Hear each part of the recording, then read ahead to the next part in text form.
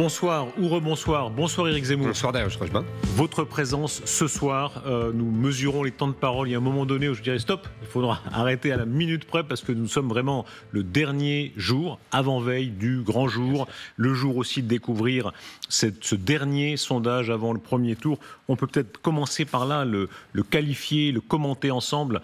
Voilà, la force du RN, la force du Front Populaire, la majorité présidentielle, LR et ce que vous représentez, vous. Alors, votre camp au sens large, heureux, reconquête, peu de choses. Est-ce que ce sondage vous rend heureux ou malheureux? Écoutez, d'abord, ça fait 30 ans que je me bats pour vraiment que mes idées avancent. Et là, je vois que mes idées avancent. Alors, évidemment...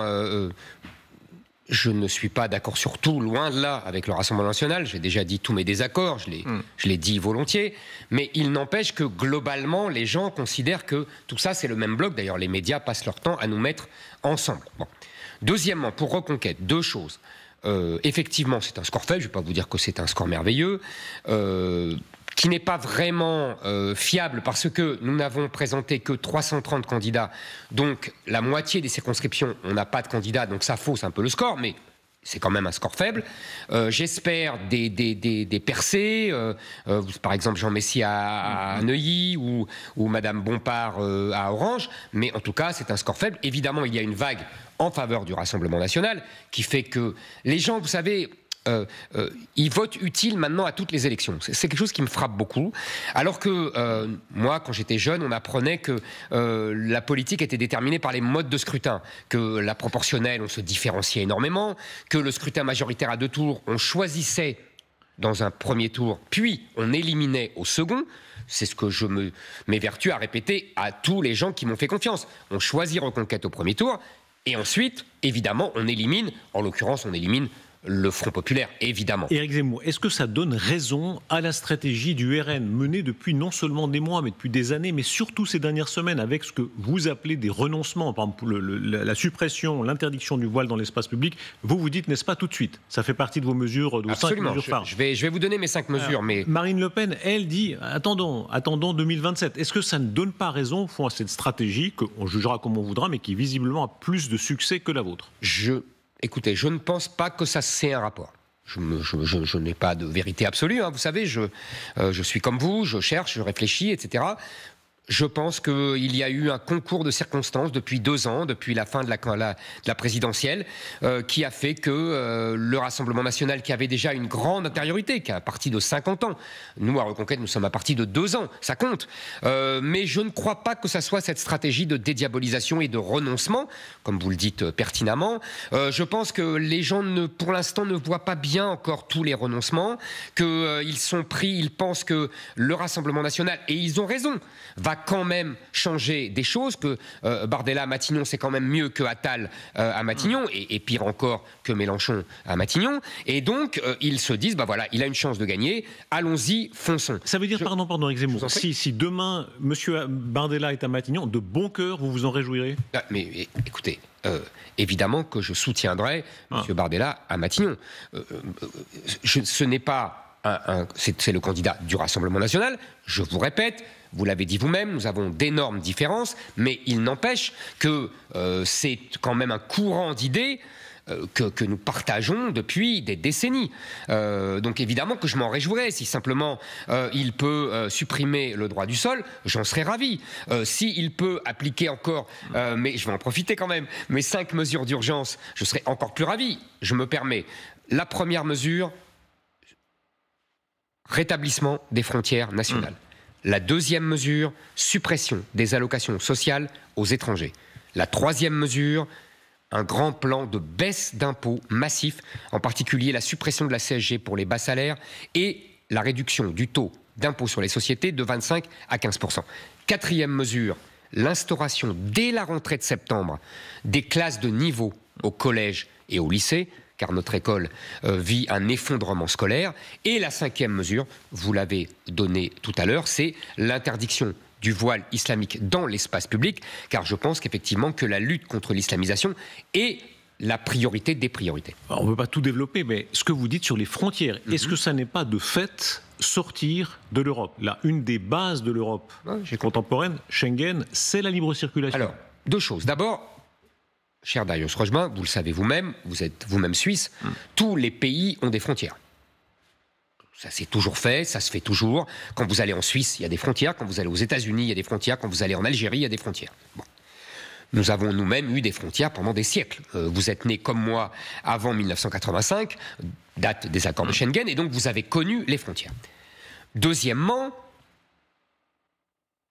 les accords de Schengen dont vous parlez prévoient eux-mêmes qu'en cas circonstances exceptionnelles, voilà, des circonstances. Covid, crise du Covid. Très bien. On ne peut pas dire que l'exceptionnel dure sans arrêt, sinon on tord l'accord. Vous avez raison.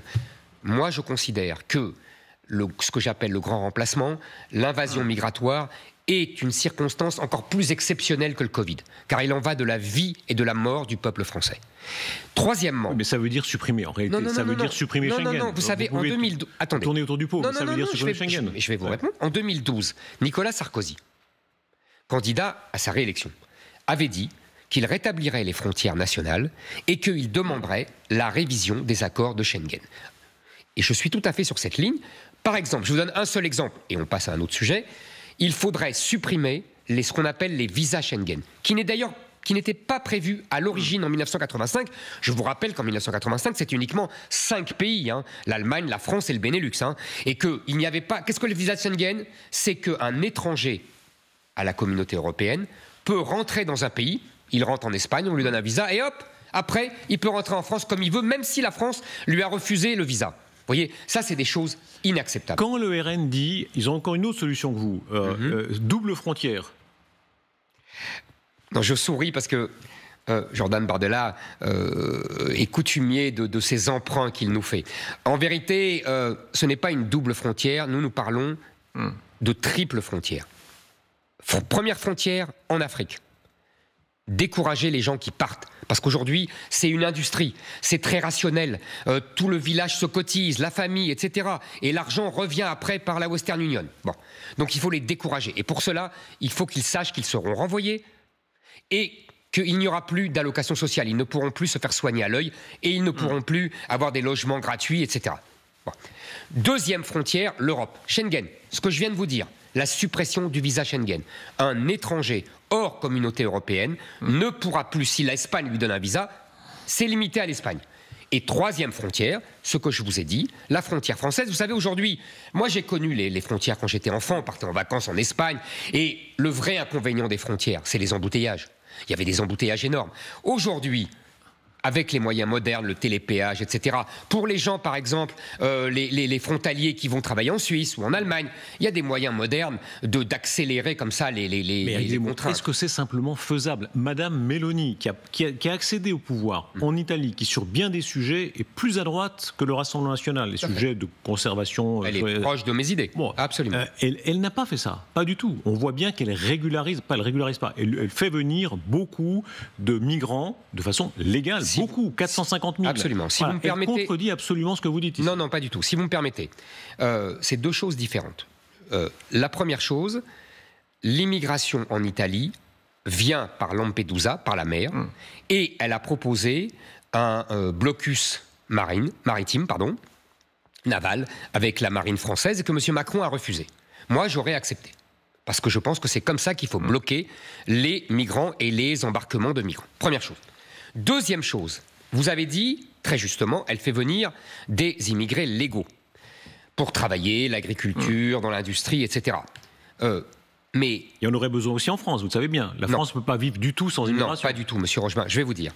L'Italie n'est pas la France. L'Italie, d'abord, a gardé une industrie, ce qui n'est pas notre cas. Et deuxièmement, les immigrés ne restent pas. Il n'y a pas de droit du sol, il n'y a pas de regroupement familial, il n'y a pas d'allocation sociale comme ça distribuée à tout va comme en France. Donc ils ne restent pas, d'ailleurs ils viennent en France et en Allemagne. Donc nous avons un autre problème. Nous avons déjà 500 000 immigrés légaux tous les ans. Vous savez combien viennent pour travailler? 50 000. Les 450 000 autres, ce n'est pas pour travailler. C'est le regroupement familial, c'est les étudiants, c'est l'humanitaire, etc. Donc vous voyez, même si je vous gardais les 50 000 étrangers légaux qui viennent pour travailler, déjà, on pourrait ne pas prendre les 450 000. Éric Zemmour, vous savez que tous ces chiffres sont contestés. Pas du tout, cher monsieur. En grande partie, je vous assure, monsieur, pas du tout. C'est les chiffres officiels de l'INSEE. La réalité démographique... Non, je ne me permets pas de dire qu'ils sont contestés. La réalité démographique qui fait que là, il n'y a pas assez d'enfants qui naissent pour un renouvellement européen sans avoir besoin de la migration. Est-ce que ça veut dire que vous assumez le fait qu'il y aurait un déclin démographique? Certains le font. Les Japonais le font. Mais vous l'assumez? J'admire les Japonais. Voilà, je vous le dis, j'admire le modèle japonais. Les Japonais se protègent, se défendent leur identité et il n'y a quasiment pas d'insécurité au Japon. Vous savez que les prisons sont à moitié vides. Est-ce que ça n'est pas renoncer, pardon, vous qui êtes si féru d'histoire, Bonaparte, Napoléon disait le nombre est une dimension de la puissance. Darius Rochebin, quand Napoléon est au pouvoir, la France est appelée la Chine de l'Europe. Nous avons 28 millions d'habitants à l'époque quand l'Angleterre n'en a que 8. Vous vous rendez compte la différence? On est un pays très peuplé à l'époque. Donc le nombre est une dimension de la puissance. Aujourd'hui, si vous me parlez de démographie, c'est très simple à comprendre. L'Afrique avait 100 millions d'habitants en 1900 quand nous étions les colonisateurs. Aujourd'hui, il y a 1,5 milliard, demain 2 milliards, après-demain 2,5 milliards. Donc l'Afrique est en train de remplacer la population européenne. Le continent africain se déverse dans le continent européen. C'est ça le seul sujet. Soit les Européens se protègent, soit ils meurent et ils sont les Indiens de cette histoire. Vous savez très bien le scénario que cela écrit. Ça veut dire une population vieillissante, donc déclinante. Ça veut dire que ça, vous l'assumez pour être très clair. Il faudra, par ailleurs, mener une politique familiale. Maintenant, tout le monde est d'accord. Même M. Macron. Vous savez très bien que ça ne marche pas. Si, ça marche. Il n'y a aucun régime. Depuis l'empereur Auguste, ça n'a jamais marché. Mais c'est pas vrai. Là, en 1945, ça a marché. Il y a eu un baby-boom. Il y a eu le baby-boom, précisément. Il y a eu la croissance. C'était un autre monde. Non, mais peu importe. De toute façon, je vais vous dire. Peu importe cette discussion. Moi, ce que je sais, c'est qu'aujourd'hui, nous avons un risque de mort et de remplacement d'un continent par un autre. Moi, je ne veux pas que le peuple français meure. J'accepte qu'il soit moins nombreux, voyez-vous. Je préfère qu'il soit moins nombreux qu'il meure sous l'ensevelissement d'un autre continent. Éric Zemmour, regardez ce que dit Mélenchon, mais pardonnez-moi. Le problème aujourd'hui politique, c'est que nous avons un camp qui est la gauche, qui porte ce grand remplacement. Monsieur Mélenchon, désormais, l'assume. Il dit que les Français de souche sont le danger pour la paix civile. Est-ce qu'il ne faut pas lui reconnaître qu'on aime ou pas M. Mélenchon, la clarté quand il dit que l'avenir de nos sociétés, que ça plaise ou non, c'est ou bien on fait davantage d'enfants, et c'est une autre solution, mais visiblement ça ne marche pas pour l'instant, ou bien effectivement c'est le brassage de la population. Il n'y a pas d'autre... C'est une immigration qui remplace une naissance non existante. C'est pas le brassage, M. Rochebin. C'est le remplacement. Métissage. Non, c'est pas le métissage. Créolisation. C'est le remplacement. Mais il y a toujours eu, vous savez très bien, vous-même, vous êtes d'origine... Écoutez-moi, j'étais à Tulle il y a 2-3 jours pour soutenir mon candidat en Corrèze face à François Hollande. J'arrive au marché, des femmes voilées partout. À Tulle, en Corrèze, Darius Rochebin. C'est pas le métissage, c'est le remplacement. Et nous avons une gauche qui désormais l'assume. Alors vous avez raison, il est très clair. Il dit aux Français, acceptez d'être les Indiens et vous serez mis dans des réserves dans quelques années. Est-ce que ça va, Éric Zemmour, jusqu'à remettre en question, comme l'AfD l'a fait en Allemagne, ceux qui sont déjà naturalisé. Je vous rappelle quand même qu'en Allemagne, ça a été un énorme scandale, où l'AfD a parlé de remigration, c'est-à-dire de remettre en doute même la nationalité de ceux qui sont citoyens allemands. Alors, c'est très clair, j'ai été très clair pendant la présidentielle, je le suis toujours. Je parle, moi, de remigration pour des catégories suivantes. Premièrement, les délinquants étrangers. Deuxièmement, les criminels étrangers. Troisièmement, les fichiers S étrangers. Quatrièmement, les chômeurs étrangers de longue durée. Et, j'ajoute, les binationaux délinquants qui seront déchus de la nationalité. C'est clair, on ne peut pas être plus limpide. Est-ce que vous approuvez le fait que le RN ait remis sur le tapis de la discussion ce sujet de la double nationalité? Écoutez, je trouve que ce sujet a été mis par le petit bout de la lorgnette. Pardonnez-moi, on parle de quelques cas, si j'ai bien entendu M. Bardella. C'est pas le sujet. Le sujet fondamental, ce sont les binationaux, délinquants et criminels. Il y a 25% d'étrangers dans les prisons françaises, sans compter les binationaux. Donc, le vrai sujet de la binationalité, c'est que ce sont des gens, quand ils commettent des crimes et des délits, il faut qu'ils soient déchus de la nationalité française et renvoyés. C'est une décision de justice, quand bien même ça serait possible. Non, c'est une loi, elle n'est pas prévue pour l'instant. Pour l'instant, ils sont citoyens français. On ne peut pas renvoyer du territoire français un citoyen français. Cher monsieur Rochebin, ils sont français et ils sont algériens, marocains, tunisiens. À partir du moment où ils commettent un délit ou un crime... Pourquoi ces nationalités pas les autres ? C'est les premiers, statistiquement, c'est les premiers. Je pourrais vous dire le Mali, le Sénégal, si vous voulez. Vous voyez, on continue dans la statistique. À partir du moment où ils sont délinquants ou criminels, moi, je propose qu'on les déchoie de la nationalité française. Ils n'auront plus donc que leur nationalité algérienne ou marocaine et ils seront renvoyés. Je note que, effectivement, c'est un des désaccords que j'ai avec Marine Le Pen, puisque après les émeutes à la suite de la mort de Naël, elle avait dit qu'elle ne proposerait la déchéance de nationalité d'aucun voyou qui s'était révolté contre l'État. Alors, moi, ce n'est pas mon cas. À quel moment Mme Le Pen a-t-elle raison, selon vous ? C'est quand elle fait la proposition naguère concernant les binationaux, ou quand aujourd'hui elle dit qu'en quelque sorte elle recule. Elle dit bien que ce qu'a dit M. Chudo sur Najat Vallaud-Belkacem, qui sera notre invité dans quelques instants, n'est pas valable. Le RN s'est désolidariser de son député. Mais écoutez, je vous répète que ce sujet mais sur le RN, la binationalité, à quel moment le RN a-t-il raison ? Moi, je ne suis pas là pour juger quand le RN a raison. Je vous dis ce que je pense moi. Vous savez, c'est très intéressant ça. Est-ce que vous savez que en Algérie, une loi a été prise qui interdit aux binationaux d'être ministre, d'être président de l'Assemblée nationale, on peut pas dire que ce soit un modèle, pardon, Éric Zemmour, on peut pas dire que ce soit un modèle de démocratie libérale que vous citiez là. On ne parle pas de démocratie, c'est pas une question de démocratie. Ça compte quand même pas mal, oui. Excusez-moi, vous mélangez tout. Ouais. Ce n'est ni une question de démocratie. Non, ça s'appelle pas l'état de droit, le régime de la binationalité. Aucun rapport. L'état de droit, c'est la hiérarchie des textes et c'est la séparation des pouvoirs. Vous voyez, excusez-moi, là, vous mélangez tout. Donc, l'Algérie, entre autres, interdit aux binationaux d'avoir des responsabilités de haut niveau. Et il y a beaucoup de pays comme ça. Donc, si vous voulez, la binationalité est déjà un problème en soi.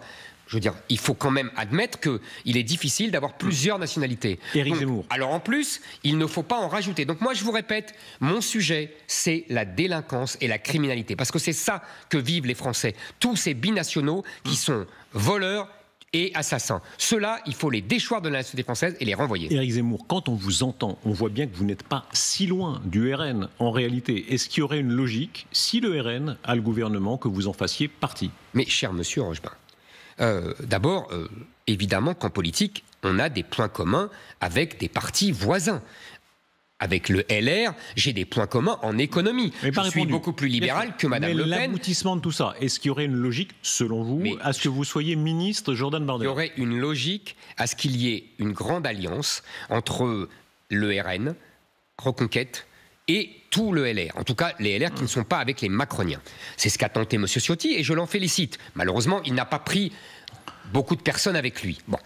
Vous noterez, pardon, que Jordan Bardella le cite, lui, en parlant de ministères importants, il ne vous a pas cité. Mais c'est normal, puisque le Rassemblement national a refusé l'alliance avec moi. Si vous voulez, le Rassemblement national refuse l'alliance avec moi et l'accepte avec M. Ciotti. C'est son choix. Moi, je le regrette. Je dis simplement que je trouve que le Rassemblement national a tendance à traiter Reconquête comme le RPR et l'UMP ont traité longtemps le Front National et le Rassemblement National. Bon, ça me donne de l'espoir, remarquez. Mais en tout cas, voilà, c'est tout. Moi, je me suis battu depuis des années, des décennies même, quand j'étais journaliste. À l'époque, Marine Le Pen s'en félicitait pour abattre ce qu'on appelait le cordon sanitaire. Je vois aujourd'hui que ce cordon sanitaire est bien déchiré, ce qui désole le prédécesseur, M. Copé. Moi, je pense que c'est une bonne chose. Est-ce que vous y croyez encore ? C'est-à-dire ? Est-ce que vous y croyez encore ? Quand on regarde Reconquête, 1,5%, c'est cruel. Vous savez, écoutez, moi d'abord, même si j'étais à zéro, je vous dirais la même chose. Je pense que Reconquête est le parti de la vérité, que nous avons des vérités à dire et que nous sommes les seuls à le dire. Vous avez vu vous-même que nous étions les seuls à le dire. Politique, le but c'est d'être élu. Oui, c'est d'être élu. C'est aussi de défendre des idées. Et vous savez, la politique, ça va vite. Madame Meloni était à 2% quand Monsieur Salvini était à 26 ou 27. Vous voyez le résultat aujourd'hui, quelques années plus tard. J'ai connu d'autres situations où les gens étaient vraiment très très bas et ils ont fini très haut. C'est ça la politique. Maintenant, il y a des moments plus difficiles que d'autres et il y a des moments plus chanceux que d'autres. Est-ce que vous pouvez pardonner à Marion Maréchal? Non. Je ne pardonne pas la trahison. Parce que ce n'est pas moi qu'elle a trahi. Marion Maréchal s'est fait élire grâce aux militants de Reconquête, grâce aux électeurs de Reconquête qui n'ont pas voté pour elle. Ils ont voté pour Reconquête. Elle existait avant vous. Et elle a été élue avant vous. Mais pas sous l'étiquette Reconquête, cher monsieur. Sous l'étiquette Rassemblement National ou Front National. Sous l'étiquette Reconquête, les gens ont voté. Elle a été donc élue députée européen. Et 3 jours après, elle vient dire à ces gens qui ont voté pour elle, qui ont milité pour elle, qui ont passé des nuits à coller des affiches pour elle, en fait, il ne faut pas voter Reconquête, il faut voter directement Rassemblement National. Mais dans ce cas-là, il fallait le dire 3 jours plus tôt. Elle n'aurait pas été élue députée européen. De votre point de vue, le RN fonctionne encore selon une logique de clan? Écoutez, en tout cas, Marion Maréchal fonctionne selon une logique de clan familial. Et sans doute qu'autour d'elle, c'est la même chose. Moi, vous savez, je ne veux plus en parler de cette histoire. Elle est derrière moi.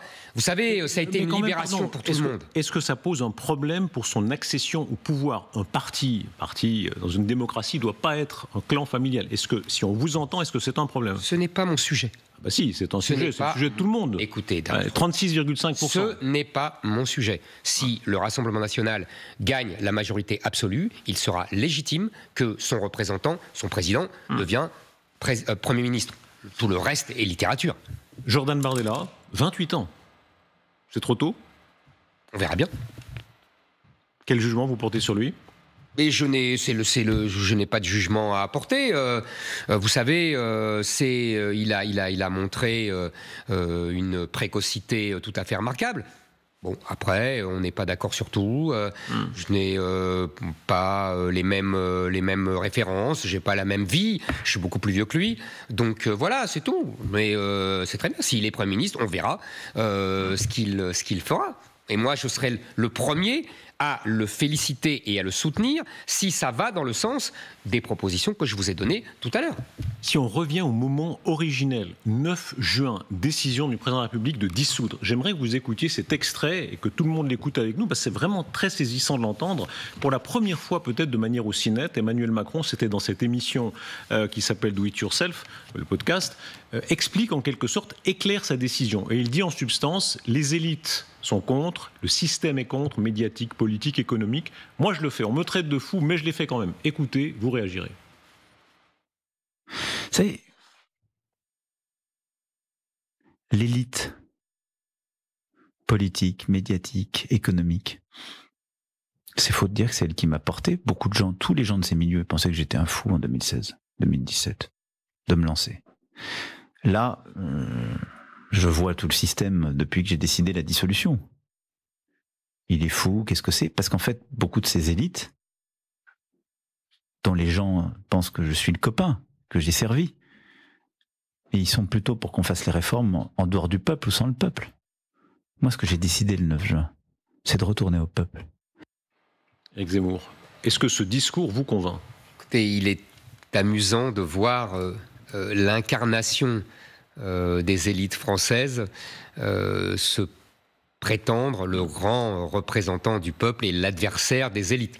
On aura tout entendu avec M. Macron, qui est capable de tous les sauts périlleux possibles. La réalité lui donne un peu raison. Les commentateurs, les milieux économiques, les milieux politiques, massivement le critiquent. Ça, vous avez tout à fait raison.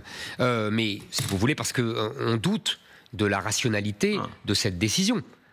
Vous savez, je me souviens que quand Jacques Chirac a décidé aussi de dissoudre l'Assemblée nationale en 1997, eh ben, tout le monde a dit il est fou. Le résultat, c'est qu'il a mis la gauche au pouvoir pendant 5 ans. Voilà, donc ça ne veut pas dire qu'il a raison. Si tout le monde lui donne tort, ça ne veut pas dire qu'il a raison. Ça ne veut pas dire qu'il a tort, mais ça ne veut pas dire qu'il a raison. Écoutez, moi je pense que cette décision est absolument irrationnelle. Maintenant, après, effectivement, quand le peuple s'exprime, c'est toujours bien. Est-ce que ça ne correspond pas à ce que vous-même, vous avez tellement dit? C'est pour ça que je vous dis ça. Est-ce qu'Emmanuel Macron, d'une certaine manière, ne rejoint pas votre personne ou le RN sur ces sujets-là? En tout cas là-dessus, pas sur le reste. En tout cas, il a donné la parole au peuple. Et c'est toujours bien de donner la parole au peuple. Après, donc là, vous dites bravo Macron. Là-dessus, il a donné la parole au peuple. Je peux pas. Ça vous fait mal j'ai l'impression que ça vous fait un peu mal à la gorge. Non, mais je vais pas dire bravo Macron parce que vous dites qu'il a donné la parole, c'est bien au peuple. Je pense que c'était une décision complètement narcissique et irréfléchie. Donc bon, très bien. Donc je vais pas admirer ça. En revanche, le résultat, c'est qu'il a donné la parole au peuple. Le peuple s'exprime. Et ben c'est très bien. Où a été l'erreur ? Est-ce qu'il y a une erreur ce soir du RN de ramener à ce point-là le sujet de la binationalité ? Dans quelques instants, on va en reparler. Ils sont en fin de campagne. Ils avaient réussi, disons, à arrondir tellement les angles. Ça s'est un peu gâté. On verra jusqu'à quel point. Mais du point de vue de là... Je ne me faites pas de moi le commentateur du Rassemblement national. Moi, je suis là en tant que président de Reconquête. J'ai des convictions, j'ai des idées qui ne sont pas exactement celles du Rassemblement national. Ça ne vous a pas échappé. Je suis là pour les défendre, pour dire aux gens qui nous regardent et qui me font confiance de voter au premier tour pour les candidats de Reconquête. Au second tour, il sera toujours temps de voter contre le danger du Front populaire. Je suis là pour dire que le Front populaire est le porte-parole du peuple islamo-gauchiste et qu'aujourd'hui c'est clair et net et que les socialistes qui sont soi-disant des sociodémocrates responsables comme M. Hollande se soumettent aux insoumis, c'est quand même, on n'en a pas parlé, c'est quand même la grande information de cette campagne des législatives. Mais Éric Zemmour, gauche se soumet, la gauche reconnaît qu'il n'y a pas d'issue pour elle en dehors du peuple islamo-gauchiste, et la gauche se soumet à M. Mélenchon. M. Hollande lui-même. Il faut quand même le dire. Je vous ai dit, j'étais à Tulle il y a 2-3 jours. C'est quand même ça l'élément politique majeur de cette campagne. Qu'est-ce que vous appelez peuple islamo-gauchiste ? Il y a plein d'électrices ou d'électeurs de Jean-Luc Mélenchon, d'abord, qui ne sont pas musulmans, qui ne sont certainement pas islamistes. Alors, je vais vous dire, c'est très simple. Vous pouvez me poser la question. 69% des musulmans ont voté Jean-Luc Mélenchon à la présidentielle de 2022. Musulmans, fait qu'il y a un des vote musulmans, pas des islamistes. Non, des musulmans. Ouais. J'ai dit islamo-gauchiste, je n'ai pas dit islamiste. Bon.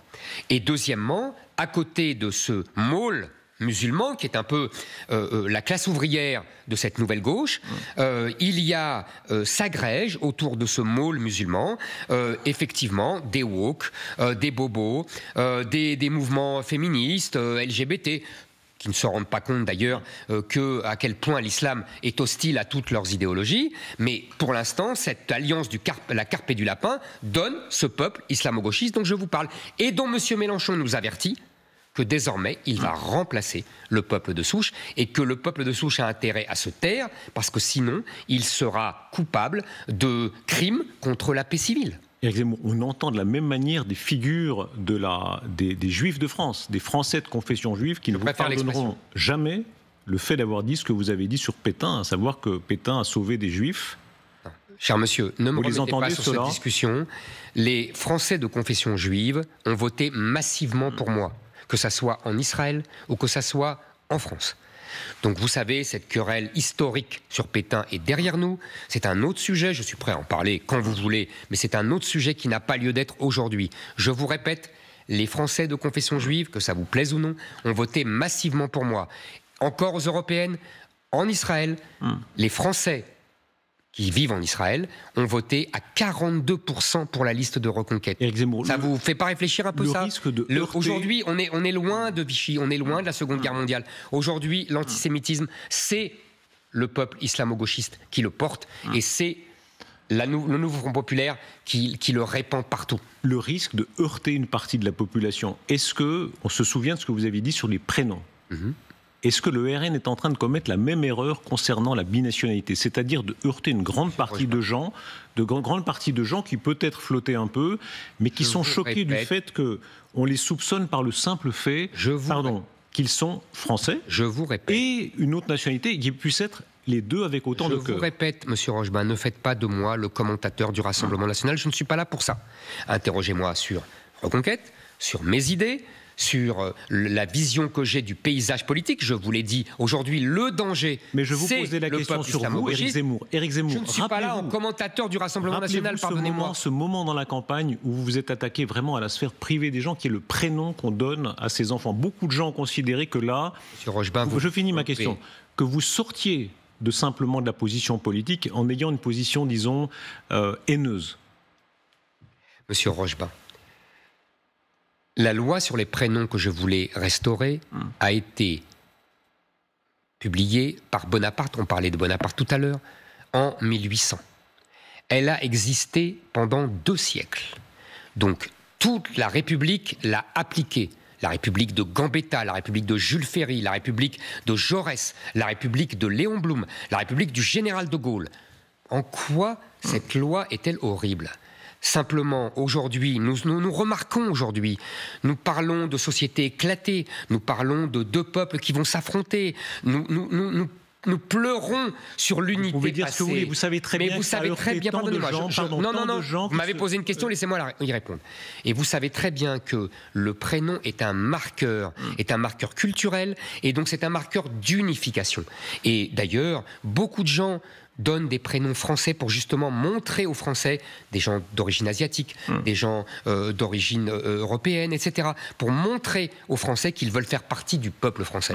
Donc vous ne me ferez pas faire de cette loi une loi haineuse. Il n'y a rien de haineux. Et pourtant, vous savez très bien le général de Gaulle était haineux? Est-ce que Jaurès était haineux? Ça a heurté un certain nombre de gens ayant le sentiment que si on s'appelle Mohamed ou d'ailleurs Élie ou que sais-je, on n'est pas regardé de la même façon. Comme aujourd'hui, sur la question de la binationalité, on n'est pas regardé exactement de la même façon. Vous savez, moi je fais ça pour ces gens-là. Parce qu'effectivement, ils suscitent des craintes.